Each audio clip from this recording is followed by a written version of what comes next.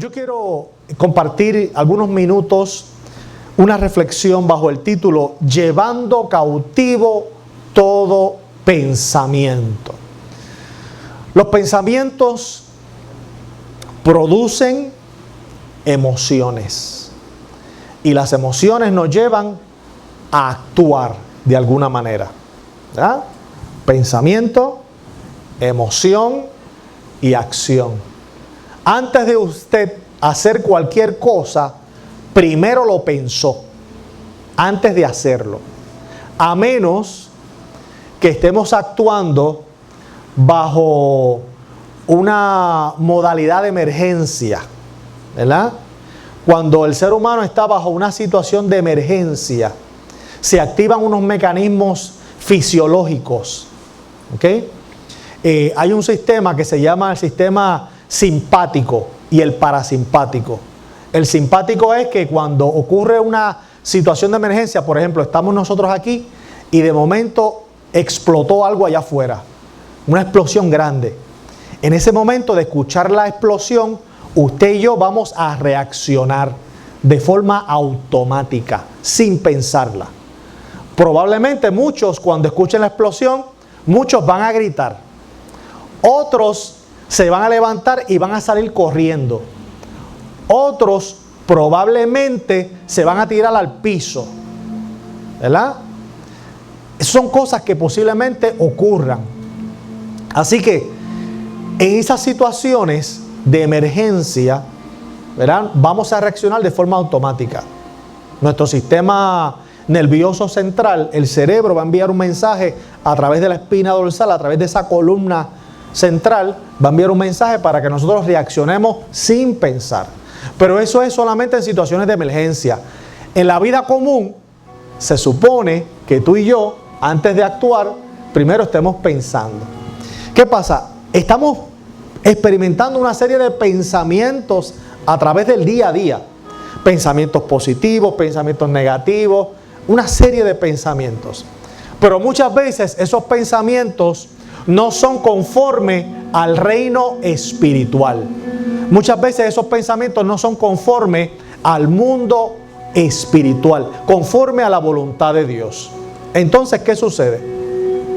Muchas veces esos pensamientos, como no se sujetan a la voluntad de Dios ni están en el ámbito espiritual, tú y yo somos llamados por la palabra del Señor a llevarlos cautivos a la obediencia a Cristo, ¿verdad? Porque ese fue el texto que leímos ahí en 2 Corintios capítulo 10 verso 5. ¿Qué dice al final de ese versículo? Dice que llevemos todo pensamiento cautivo a la obediencia a Cristo. Y está hablando de esos pensamientos que no son del mundo espiritual, esos pensamientos que muchas veces te agobian, nos agobian a cada uno de nosotros. Esos pensamientos producen unas creencias. Y esas creencias nos llevan a actuar de una forma particular. Y yo quiero hablarles en este momento específicamente de 3 tipos de creencia. 3 tipos de creencia que muchas veces nosotros las tenemos presentes en nuestra vida y nos llevan a actuar fuera de la voluntad de Dios. Nos llevan a hacer cosas fuera del orden que Dios la ha establecido. Por ejemplo, tenemos creencias en nosotros. Una creencia puede ser que creemos por alguna razón que nosotros como seres humanos debemos siempre estar por encima de otro.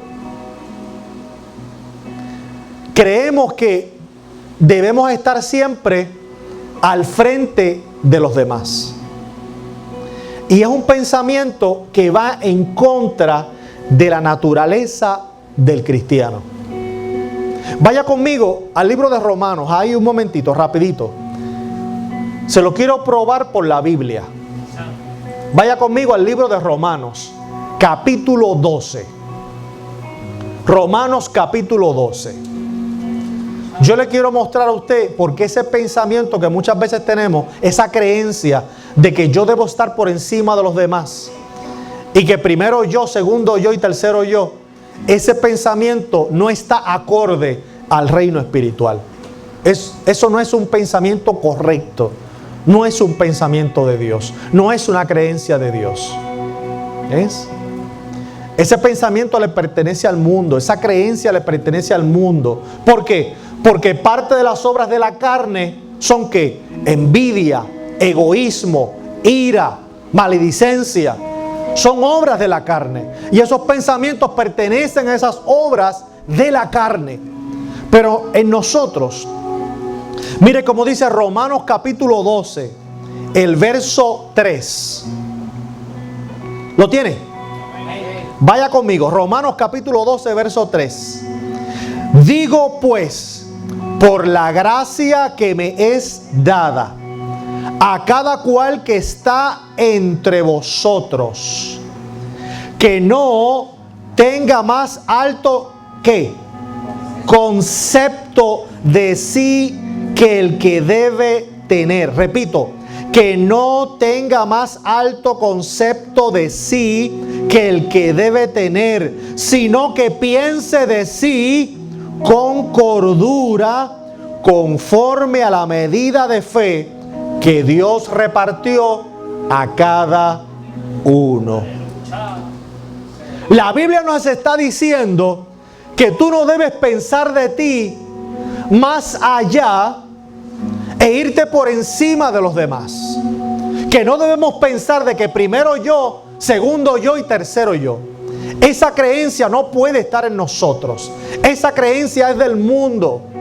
Porque allá en el mundo lo que te están diciendo constantemente es que tú tienes que ser primero y tú tienes que ser agresivo y el pez grande se come al pez pequeño.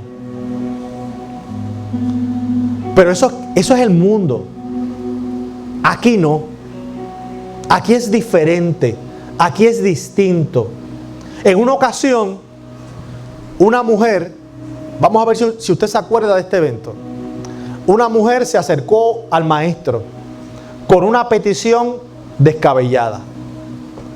Le dijo: Señor, yo tengo una petición delante de ti. Yo quiero que mis dos hijos, estos dos muchachones que yo tengo, grandes y colorados, gordos y colorados, yo quiero que uno se siente a tu izquierda y otro se sienta a tu derecha cuando tú vengas en tu reino, cuando tú establezcas tu reino. Y el Señor le dijo: mira, mujer, tú no sabes lo que tú estás pidiendo. Porque en mi reino las cosas no se baten así. En mi reino las cosas no funcionan así. Porque en mi reino el que es más grande es el que más sirve. El que es vuestro servidor, ese es grande en mi reino. En mi reino las cosas funcionan de una manera distinta como funcionan en el mundo. En mi reino el más pequeñito es el más grande. El más pequeñito es el más grande.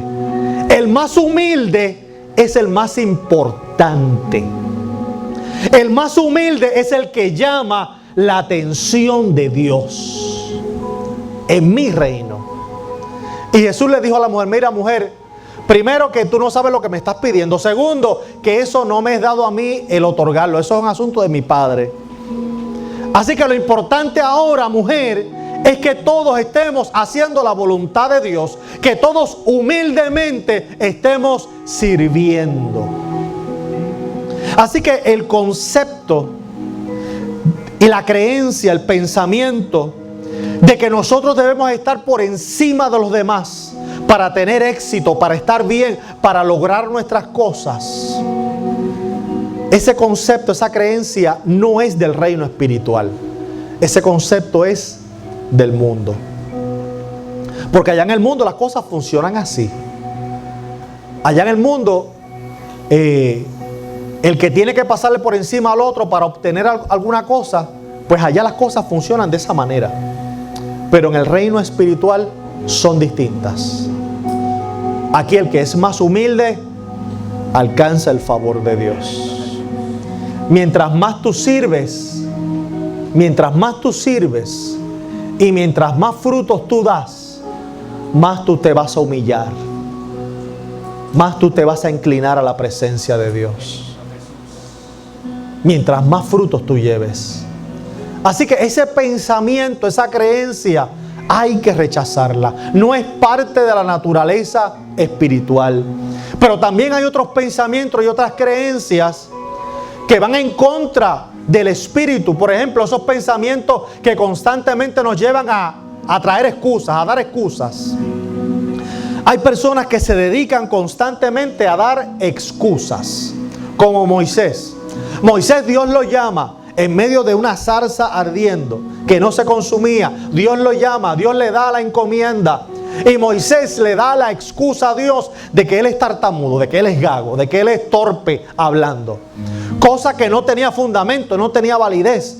Moisés había sido criado como el hijo de la hija de Faraón. Moisés había sido educado como un príncipe. Moisés debió haber asistido a las mejores escuelas, las mejores universidades de Egipto. Moisés tuvo a su alcance la mejor literatura del mundo conocido.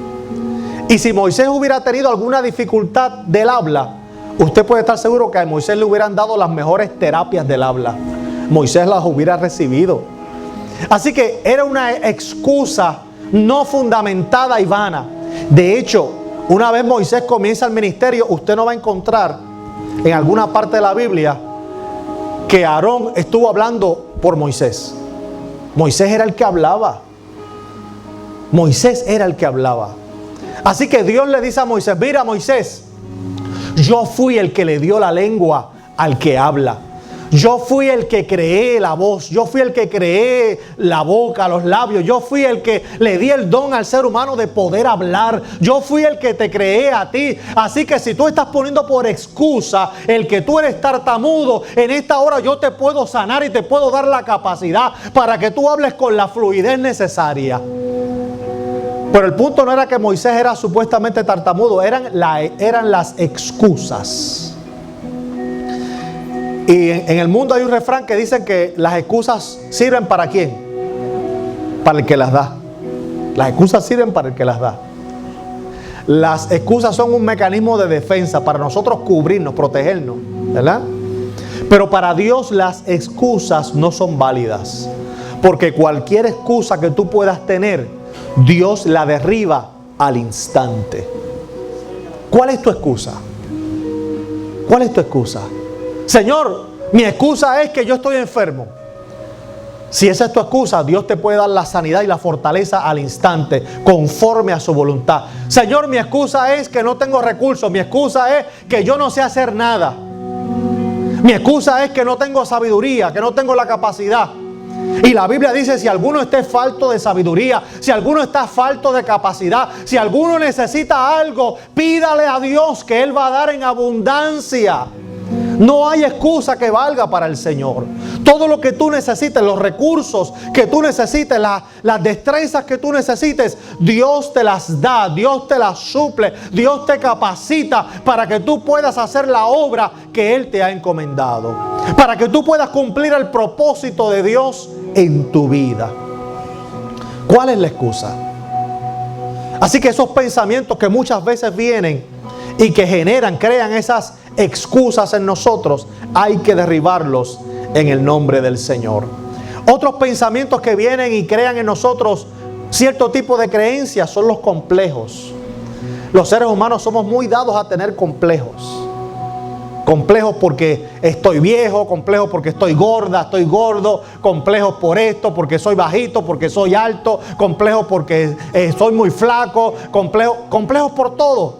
El que tiene el pelo negro lo quiere rubio. El que lo tiene rubio lo quiere rojo. El que es alto quiere ser bajito. El que es bajito quiere ser alto. El que está delgado quiere ser gordo. El que está gordo quiere ser delgado. Nunca somos inconformes y siempre tenemos complejos. Pero los complejos no son de Dios, porque Él te creó a su imagen y semejanza. Aleluya. Somos creación de Dios. Y los complejos no son de parte del Señor. Los complejos vienen como parte de unos pensamientos negativos que están ahí, pero que nos impiden, que no nos dejan avanzar, que nos estancan en el mover de Dios. Hay que reprender todo tipo de complejo en el nombre del Señor. La Biblia dice que Él nos ha hecho y que somos nación santa, pueblo escogido, pueblo adquirido para llevar las nuevas buenas de salvación. La Biblia dice que Él te sostiene en su mano derecha y que Él te cuida como la niña de sus ojos.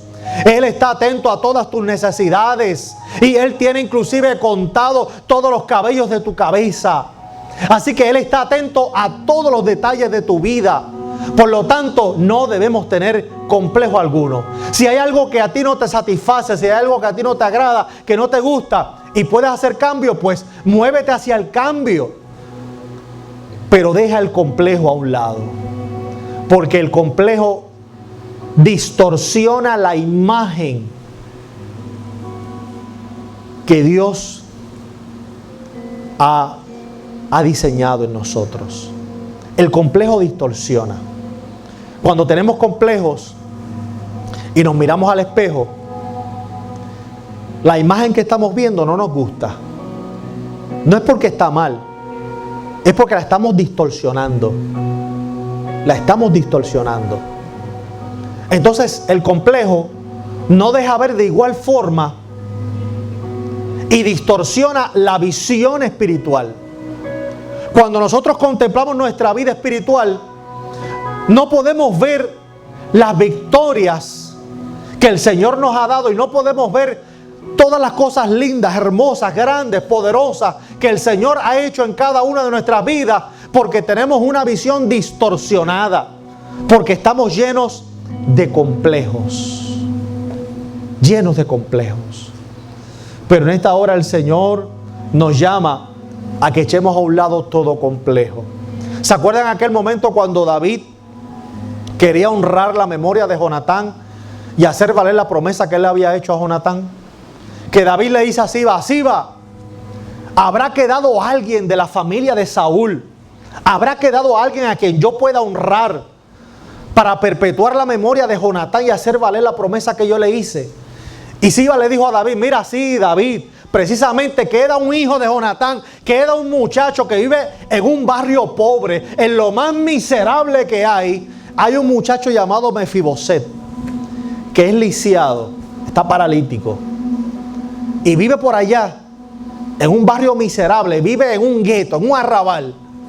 Y David dice: envíalo a buscar inmediatamente, que yo quiero conocerlo, yo quiero honrar la memoria de su padre. Y la Biblia dice que tan pronto llegó Mefiboset a la presencia de David, Mefiboset le dice a David: mira, yo no soy digno de que el rey tenga misericordia de mí, porque yo soy un perro muerto. Mefiboset tenía el complejo de perro muerto. ¿Qué es el complejo de perro muerto? Que se cree lo más miserable, se cree que no es digno de la misericordia de Dios, se cree que no es digno de vivir en vida plena en el Señor, se cree que no es digno, aleluya, de las bendiciones que el Señor tiene para cada uno de nosotros. Y aunque ciertamente tú y yo no somos dignos de la salvación que estamos disfrutando, pero una vez hemos alcanzado la salvación, una vez el Espíritu Santo habita en nosotros y somos nueva criatura, de ahí en adelante nosotros estamos participando constantemente de las bendiciones celestiales, no porque nosotros lo merecemos, sino porque hemos sido lavados con la sangre de Cristo. Somos propiedad de Dios. Por consiguiente, tenemos ahora el derecho de disfrutar la herencia que nos corresponde. No porque lo merecemos, sino por la misericordia de Dios. Pero el que tiene el complejo de perro muerto, ni siquiera acepta la misericordia. Ni siquiera acepta el don de la gracia. Y el que tiene el complejo de perro muerto constantemente se está criticando. Mefiboset se criticaba, número uno, porque era cojo, era lisiado. Cuando era pequeño, dice la Escritura que su nodriza lo estaba cargando, estaba escapando y aparentemente lo dejó caer y el niño pues se fracturó un hueso, una pierna. No hay detalles de eso. El asunto es que el muchacho tenía dificultad para caminar. O posiblemente no caminaba. Ese era el primer complejo que él tenía, que era cojo, que era lisiado. El otro complejo que tenía era dónde él vivía, dónde él estaba. Estaba en Lodebar, un lugar pobre, miserable. Así que Mefiboset tiene todos esos complejos. Y esos complejos no le permiten ver lo que Dios quiere hacer en su vida. ¿Eres tú consciente de las cosas grandes que Dios quiere hacer contigo? ¿Eres tú consciente de las cosas lindas y poderosas que Dios ha hecho y seguirá haciendo contigo? ¿O simplemente estás todo el tiempo criticándote? ¿Estás todo el tiempo menospreciándote?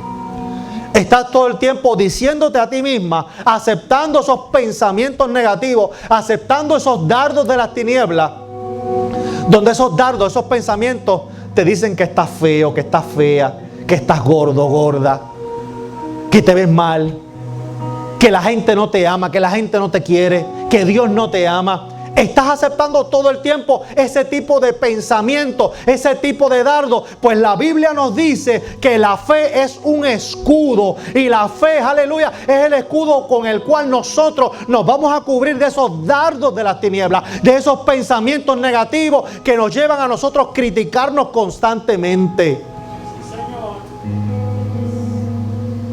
Si tú te sientes feo o te sientes fea, ¿sabes qué dice la Biblia para eso?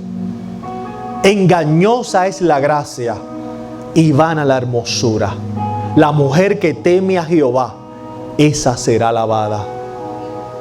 La Biblia también dice que el corazón alegre hermosea el rostro. Porque hay una hermosura mientras la belleza física va pasando. Mientras la belleza física va pasando, hay una hermosura espiritual que es muy distinta y que no depende de la belleza física. Moisés estuvo 40 días y 40 noches allí en la presencia de Dios en el Sinaí. Y la Biblia dice que cuando Moisés descendió del Sinaí, el pueblo no podía mirarlo de frente, no podían observarlo cara a cara, porque del rostro de Moisés emanaba un brillo, un resplandor, aleluya, y Moisés transpiraba, translucía la imagen de Dios, el brillo de la gloria de Dios. Y Moisés tuvo que ponerse un velo. Cuando tú y yo estamos agarrados del Señor y le creemos a su palabra, tu rostro comienza a brillar. Tú comienzas a emitir luz, la luz de Cristo. Tú comienzas a brillar, tú comienzas a resplandecer. Aleluya, tú comienzas, aleluya, a cambiar de apariencia. Tú comienzas a mostrar una belleza, una hermosura, pero espiritual, pero se puede observar. Yo no sé cuántos aquí han tenido la experiencia de que llegan a algún lugar y le han dicho, oye, pero es que tú tienes como que un brillo diferente, tú tienes como que un brillito, como que algo que llamas la atención. Es una hermosura espiritual, pero se puede ver físicamente. Y eso está ahí, eso es bíblico. Así que nosotros somos portadores de la imagen de Cristo, de la hermosura y la belleza de Cristo. Te criticas y tú misma o tú mismo te dices constantemente que eres débil. La Biblia dice, diga el débil, fuerte soy. Te criticas constantemente y te estás diciendo todo el tiempo, yo no puedo hacer eso, jamás lo voy a lograr, jamás lo voy a hacer. La Biblia dice, todo lo puedo en Cristo que me fortalece. ¿Cuál es tu excusa? ¿Por qué te estás menospreciando? ¿Por qué estás aceptando pensamientos negativos que no dejan ver la gloria de Dios en tu vida? ¿Por qué estás aceptando pensamientos y creencias negativas, aleluya, que no permiten ver las cosas grandes que Dios está haciendo en ti? Cuando aceptamos los pensamientos negativos y no los combatimos en fe, como te dije hace un rato, comenzamos a distorsionar la visión espiritual. Dejamos de ver con claridad. Se nos nubla la vista porque los pensamientos negativos están ahí. Pensamientos negativos que nos llevan, como te decía hace un rato, a tener excusas, a menospreciarnos, a pensar de que debemos estar por encima de los demás. Pero también hay pensamientos que están ahí que fomentan en nosotros tristeza, angustia, ansiedad. Todo ese tipo de pensamiento negativo, si tú no lo combates con las armas del Espíritu, si tú no utilizas el escudo de la fe para protegerte de esos dardos y esos pensamientos negativos, tú no vas a ver la gloria de Dios en tu vida. ¿Y sabe qué es lo triste, mi amado? Y voy a ir terminando ya con esto. ¿Sabe qué es lo más triste? Que el Señor puede estar haciendo grandes cosas en ti. El Señor puede estar haciendo tantos milagros y Dios está contigo todo el tiempo ahí a tu lado, hombro con hombro, y no te das cuenta que el Señor está ahí. ¿Se acuerda qué le pasó a aquellos dos caminantes que iban camino a Emaús? ¿Se acuerdan? Eran dos discípulos, no eran cualquier tipo de persona, dos discípulos. Iban de camino a Emaús. Ellos iban hablando, dialogando sobre todo lo que había acontecido en donde Jesús terminó en la cruz del Calvario. Pero ¿qué sucede? Sus corazones estaban tristes, estaban acongojados, tal vez se sentían derrotados, frustrados, porque ellos seguramente tenían la esperanza puesta en Jesús, en que iba a traer un reino espiritual, pero también un reino físico. Así que ellos iban dialogando en el camino y Jesús se le acerca en el camino y comienza a conversar con ellos. Jesús mismo les pregunta: ¿qué conversaciones son las que ustedes llevan? ¿De qué ustedes están hablando? Y aquellos dos individuos le dicen a Jesús, le dicen al mismo Jesús: ¿pero acaso tú eres un forastero? ¿De dónde tú vienes?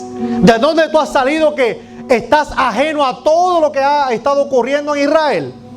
Muchacho, ¿pero de dónde tú vienes?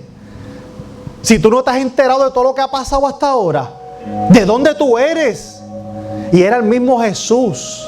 Pero ellos tenían la visión tan nublada, estaban tan tristes, estaban tan ansiosos, estaban tan llenos de complejos, estaban buscando tantas excusas, tenían tantos pensamientos negativos en su mente que Jesús estaba caminando con ellos y ellos no se dieron cuenta.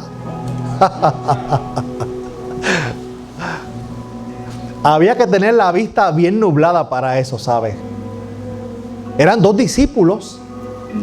Ellos compartían con Jesús. Ellos habían estado con Jesús. Posiblemente cuando Jesús multiplicó los panes y los peces, tal vez ellos fueron parte de los ayudantes. Tal vez ellos fueron los que ayudaron a repartir las canastas de los panes y los peces. Tal vez ellos fueron parte de aquellos que vieron a Jesús caminando sobre el mar. Tal vez ellos fueron parte de los que estuvieron alrededor de Jesús cuando Jesús libertaba a los endemoniados, cuando Jesús le daba vista a los ciegos, cuando Jesús hacía a los paralíticos caminar, cuando Jesús le devolvía la vida a los que habían muerto. Tal vez ellos estaban allí presentes cuando Jesús dijo: quiten la piedra, y dijo: Lázaro, ven fuera. Tal vez ellos estaban allí al lado de Jesús y fueron partícipes de todos esos milagros. Pero es increíble que en este momento Jesús esté caminando al lado de ellos, conversando con ellos y no se den cuenta que Jesús estaba ahí.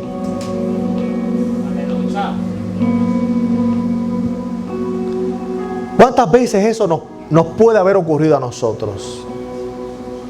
Y nosotros desesperados, nosotros angustiados, ansiosos, oprimidos. Señor, pero ¿hasta cuándo? Señor, pero esto. Señor, pero... Y Jesús al lado nuestro. Pero es que mientras tengamos esos pensamientos negativos, esas creencias, la visión se nubla. No podemos ver.